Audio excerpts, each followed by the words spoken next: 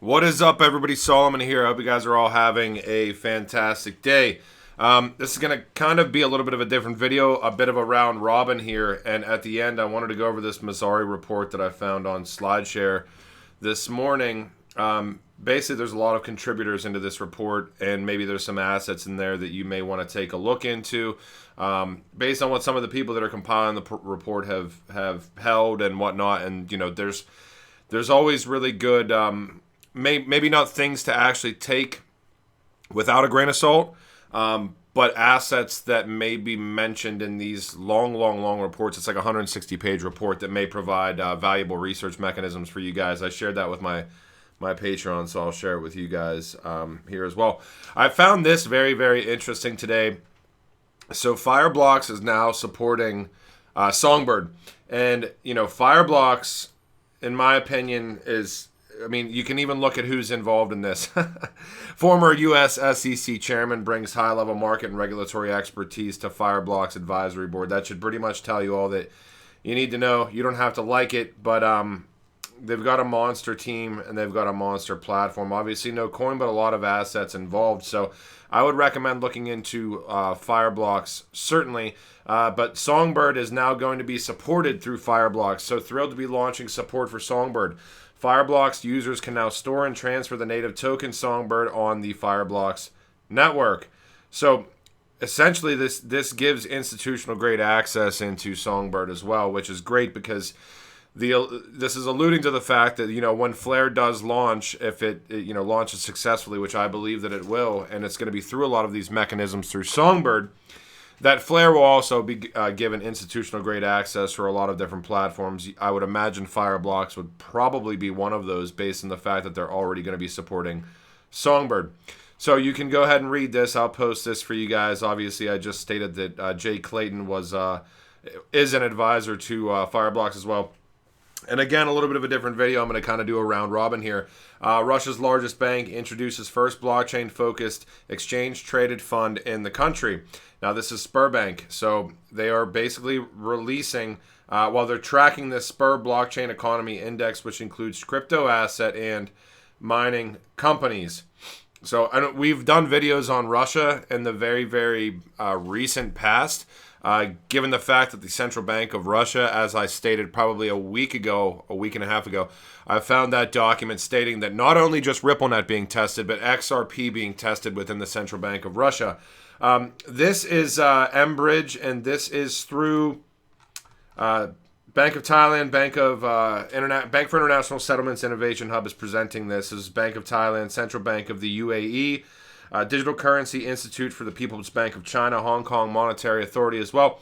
I found this overnight. They're releasing these mBridge use cases, number 1, number 2, and number 3. The third one is supply chain finance, and the second one is cross-border e-commerce, and the first one is multi-jurisdictional trades. Now, this is between the Bank of Thailand, Thai Bankers Association, and the Association of International Banks, listed on all three of these. Nothing directly mentioning Ripple here. Actually, directly mentioning Swift as well.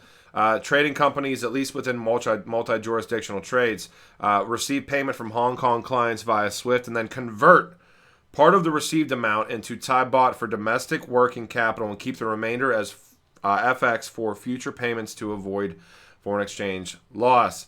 But if you're interested in this, I'll post this one as well. Again, round robin today. Banco Santander. Cryptocurrencies are a geostrategic tool of the powerful. We know that Santander is one of the OG Ripple partners, and this is their CEO basically talking about digital assets being fundamentally a strategic initiative that is going to, align if global institutions are going to succeed or fail. They'd get into CBDCs a little bit with this as well, so you can read into that. I'm just going to post all of these links for you guys. What was this from? This is from the World Bank. I was trying to do deep dives and see if I could find anything today. BFI Capital Group, the world of digital assets, why and how to participate. This was also just released overnight. The big thing was kind of the conclusion for me.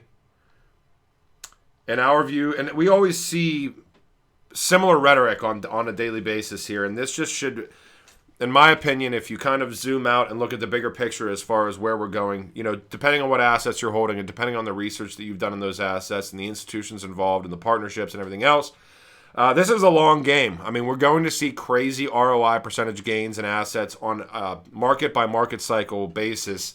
We're still going to be seeing them regardless across the board at certain points in those market cycles. But we see the same rhetoric here. In our view, digital assets are a generational trade, and that is all that I need to know, and that's what I already do know based on the research that we've been doing on this channel for about 1.5 to 2 years now. And yeah, it's pretty much it's set in stone at this point, and you can look into BFI. I'll post all these links. Last but not least, keeping these videos short, the Mazzari Report Crypto Thesis for 2022. This was published about 3 days ago. This is the full doc. What's interesting to me is you can go through here, and there's actually there's quotes from a lot of different high-level individuals within here, as well as digital assets that you guys can probably look into that maybe you're not involved in. It talks about ROI and percentage from all the contributors within this thesis. And there was a lot of digital assets that I hadn't even necessarily looked into yet. So this is something for me that I'm going to be digging into. It's just one tool out of many tools. There's 165 pages in here. I recommend potentially trying to download it and doing a Control F to search within this document. But lots of assets across the board. And I hope you guys enjoyed this video.